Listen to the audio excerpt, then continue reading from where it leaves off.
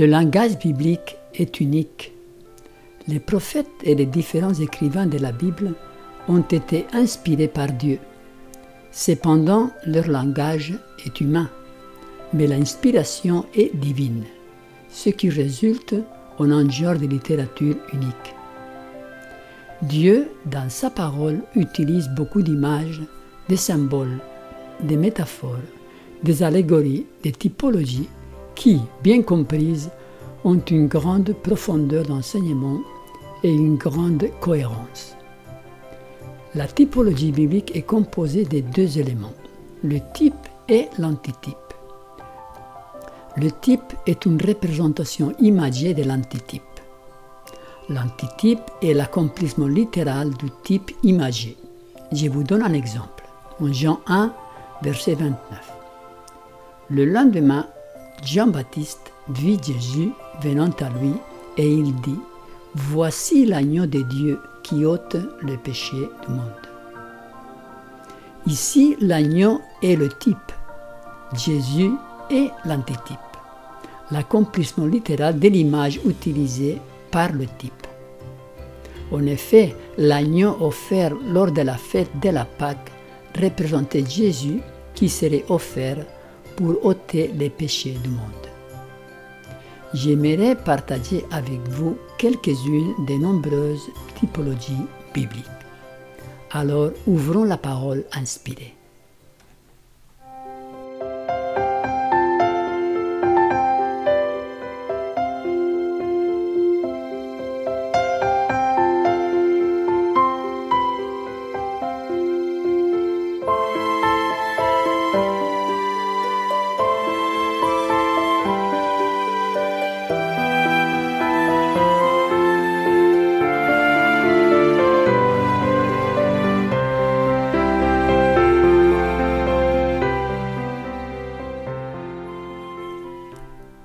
La typologie biblique.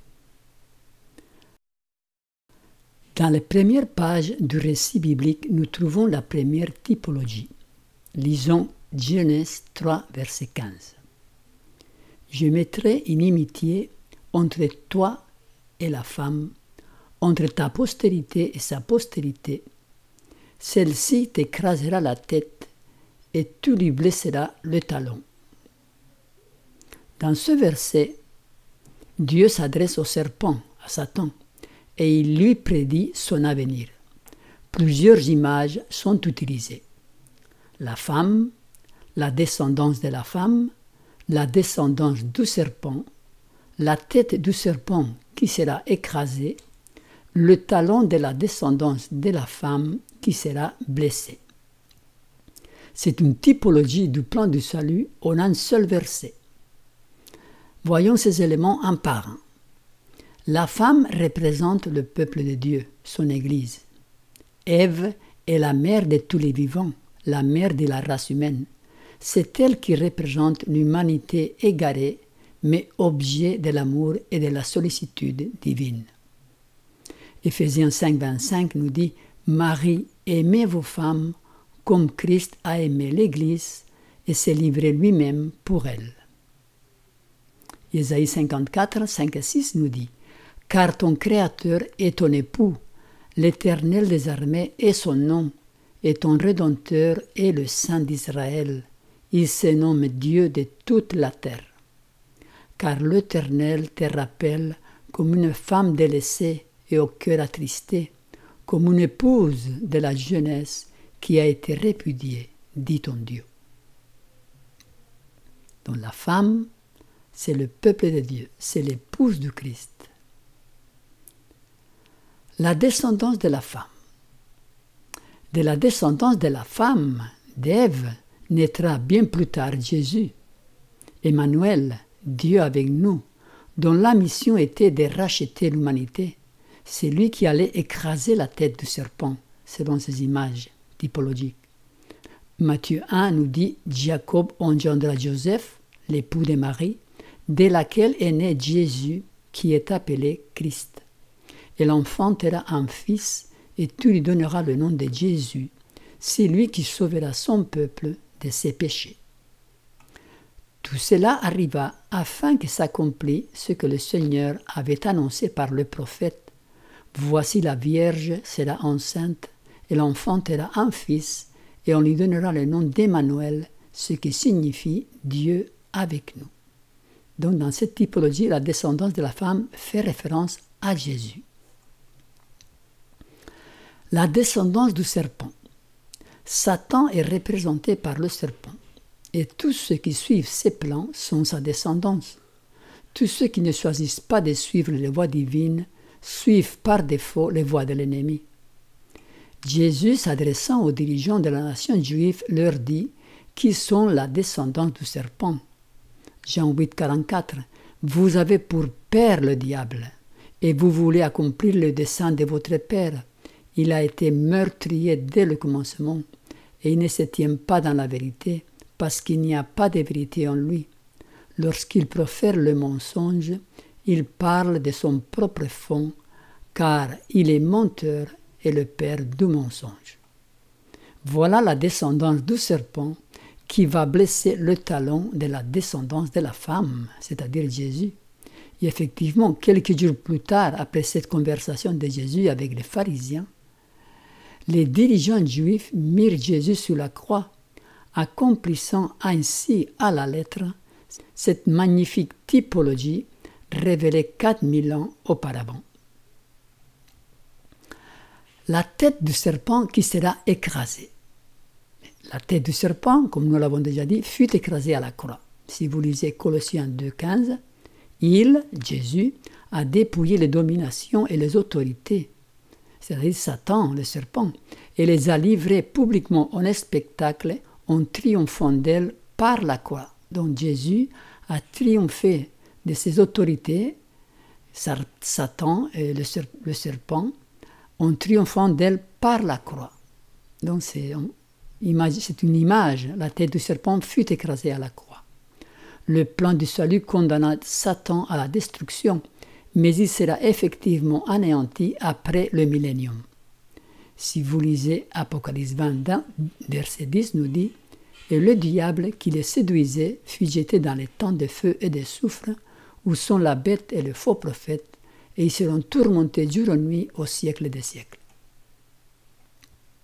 Le dernier élément, c'est le talon de la descendance de la femme qui sera blessée. Lors de la crucifixion de Jésus, des clous furent plantés dans son talon. Cette blessure lui fut infligée par la descendance du serpent, les dirigeants de la nation juive. Luc 23 nous dit, lorsqu'ils furent arrivés au lieu appelé crâne, ils le crucifièrent là, ainsi que les deux malfaiteurs, l'un à droite, l'autre à gauche. Ce verset de Genèse 3,15 est un condensé du plan du salut. La descendance de la femme, Jésus, viendrait écraser la tête du serpent, accomplissant par là le salut de l'homme et détruisant par là le serpent, le père du péché. Dès l'aube de l'histoire humaine, Dieu rassure l'homme et lui offre une autre chance. Ce plan pour le rachat de l'homme fut conçu avant même la création du monde. L'apôtre Pierre nous le dit, sachant que ce n'est pas par des choses périssables, par de l'argent ou de l'or, que vous avez été rachetés de la vaine manière de vivre que vous aviez hérité de vos pères, mais par le sang précieux de Christ, comme d'un agneau sans défaut et sans tache, prédestiné avant la fondation du monde et manifesté à la fin des temps à cause de vous. Donc même avant la fondation du monde, ce plan avait été élaboré.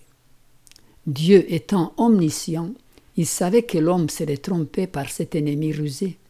Il échafauda avec son Fils un plan de sauvetage qui l'amena à s'offrir volontairement comme victime propitiatoire. Merveilleuse grâce. Voyons un autre récit typologique.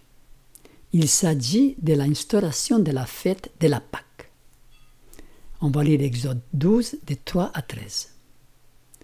Parlez à toute l'assemblée d'Israël et dites, le 10e jour de ce mois, on prendra un agneau pour chaque famille, un agneau pour chaque maison. Si la maison est trop peu nombreuse pour un agneau, on le prendra avec son plus proche voisin. Selon le nombre de personnes, vous compterez pour cet agneau d'après ce que chacun peut manger. Ce sera un agneau sans défaut, mâle, âgé d'1 an. Vous pourrez prendre un agneau ou un chèvreau.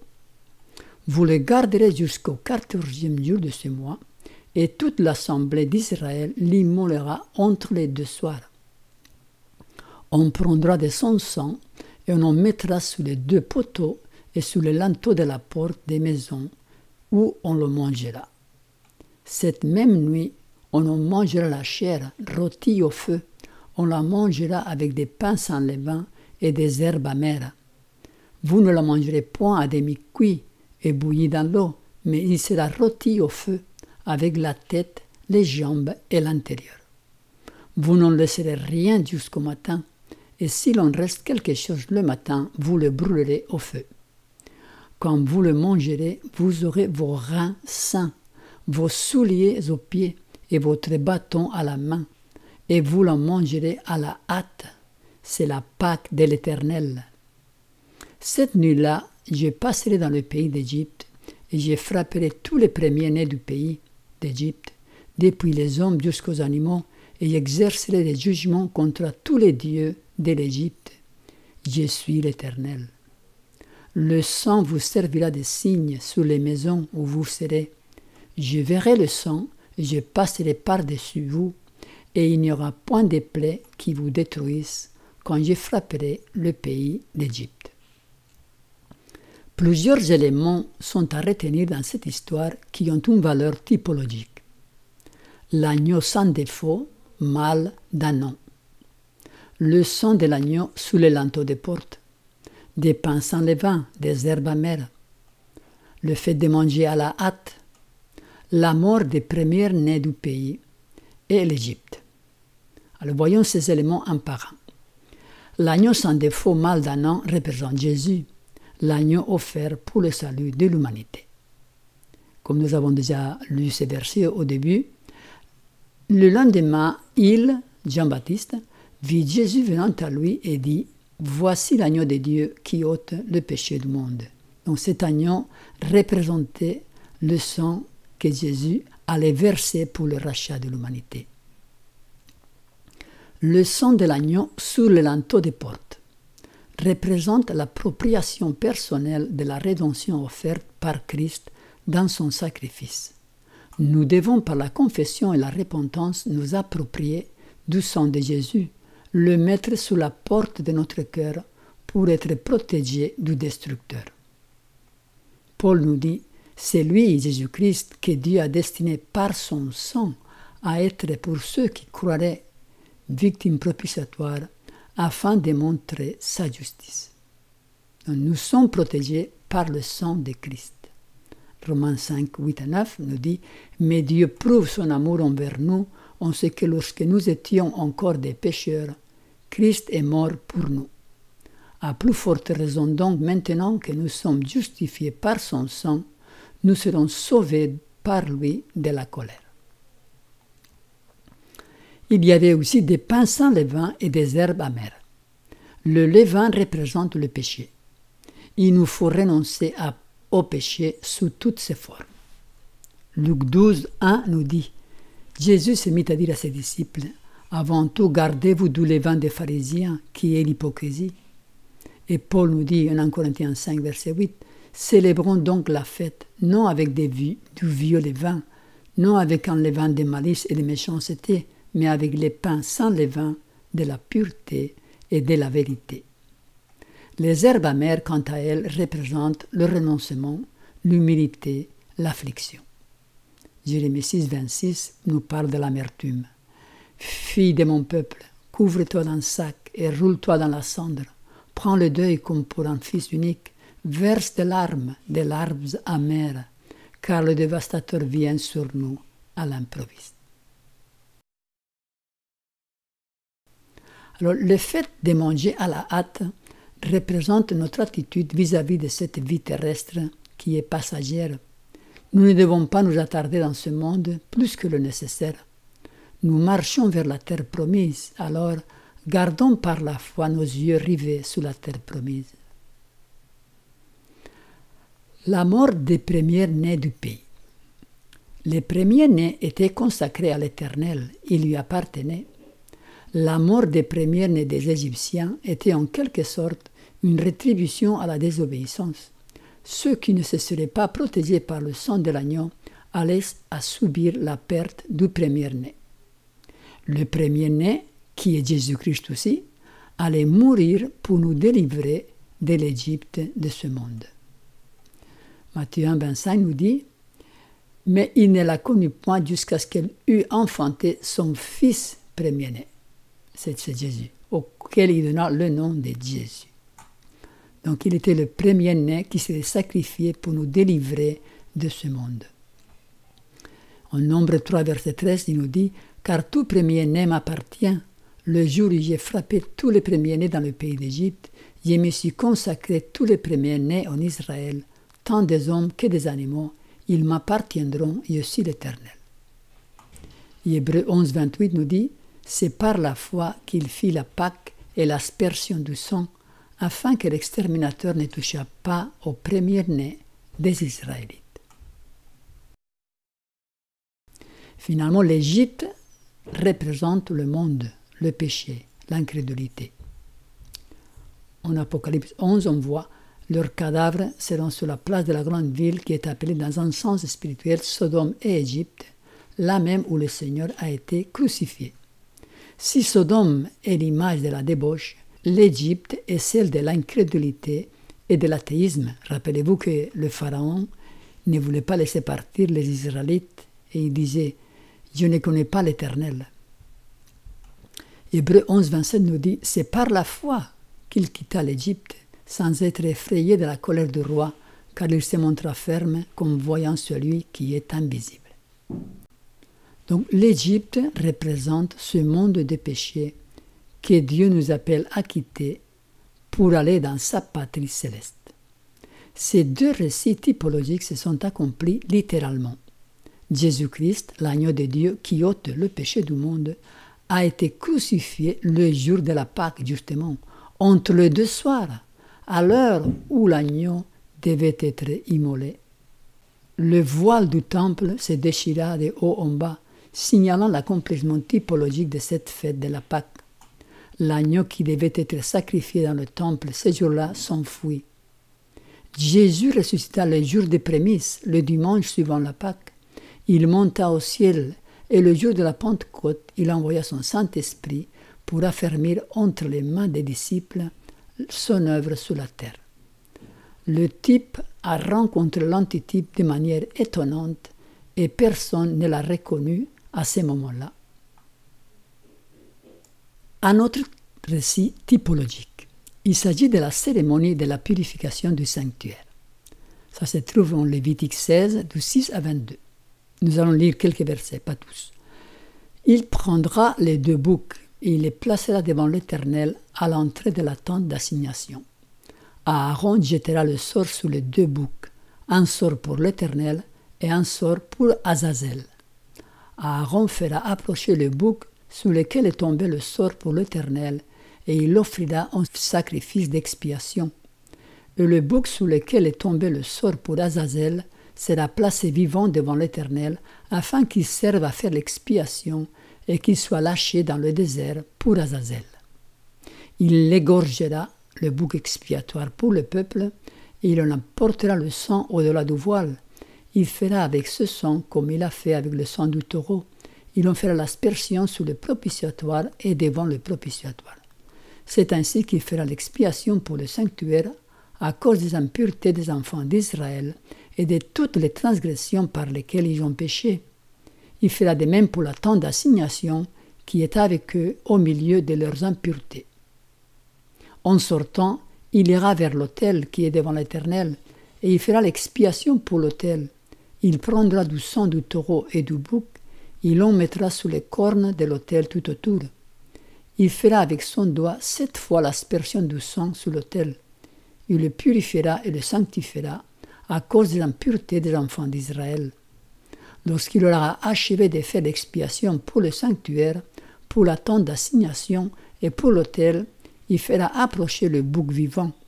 Aaron posera ses 2 mains sur la tête du bouc vivant. Il confessera sur lui toutes les iniquités des enfants d'Israël et toutes les transgressions par lesquelles ils ont péché. Il les mettra sous la tête du bouc, puis il les chassera dans le désert à l'aide d'un homme qui aura cette charge. Le bouc emportera sur lui toutes leurs iniquités. Dans une terre désolée, il sera chassé dans le désert.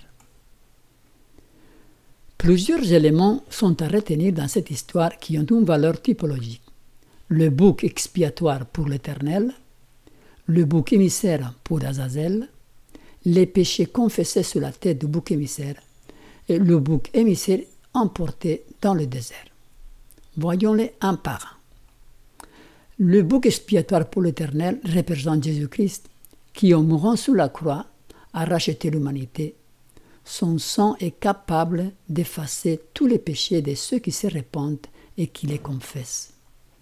Hébreux 9, 13, 14 nous dit « Car si le sang des taureaux et des boucs et la cendre d'une vache répandue sur ceux qui sont souillés sanctifie et procure la pureté de la chair, combien plus le sang de Christ, qui par un esprit éternel s'est offert lui-même sans tache à Dieu, purifiera-t-il votre conscience des œuvres mortes, afin que vous serviez le Dieu vivant. » Cet acte typologique est en train de s'accomplir dans le sanctuaire céleste. Depuis 1844, Jésus, en tant que souverain sacrificateur, est entré dans le lieu très saint du sanctuaire céleste pour procéder à sa purification. Hébreux 9, on continue, « Mais Christ est venu comme souverain sacrificateur des biens à venir. Il a traversé le tabernacle plus grand et plus parfait, qui n'est pas construit de main d'homme, c'est-à-dire qui n'est pas de cette création.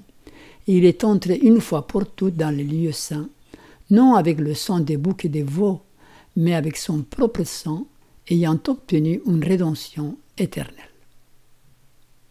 Le type rencontre l'antitype. Quand cette purification finira, le temps de grâce pour l'humanité prendra fin. Alors Jésus, à l'image de ce qui s'est passé dans le sanctuaire terrestre, quittera son poste dans le sanctuaire céleste et viendra sur notre terre chercher son épouse, l'Église, purifiée et prête pour célébrer les noces de l'agneau. Réjouissons-nous et soyons dans l'allégresse, nous dit l'Apocalypse, et donnons-lui gloire, car les noces de l'agneau sont venues et son épouse s'est préparée, et lui a été donné de se revêtir d'un fin lin éclatant, pur, car le fin lin, ce sont les œuvres justes des saints. Le bouc émissaire pour Azazel représente Satan. Les péchés confessés sous la tête du bouc émissaire, de la même manière que les péchés étaient symboliquement mis sous le bouc émissaire, les péchés seront symboliquement confessés sous la tête de Satan, car c'est lui l'instigateur et l'ultime responsable des péchés du peuple de Dieu. Ceci aura lieu quand Jésus reviendra sur la terre. Précisons que uniquement les péchés confessés étaient placés sous le bouc émissaire. Ainsi, les péchés des impénitents sont sur leur propre tête. Le bouc émissaire est emporté dans le désert. De la même manière que le bouc était amené au désert, Satan restera seul pendant 1000 ans, le millénium, sous la terre désolée et sans habitants, un désert de solitude et de misère où il aura ample occasion de souffrir les conséquences de ses actes. Apocalypse 20 nous dit « Puis j'ai vu descendre du ciel un ange qui avait la clé de l'abîme et une grande chaîne dans sa main.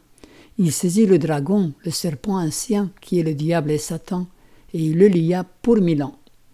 Il le jeta dans l'abîme, ferma et scella l'entrée au-dessus de lui, afin qu'il ne séduisait plus les nations, jusqu'à ce que les 1000 ans fussent accomplis.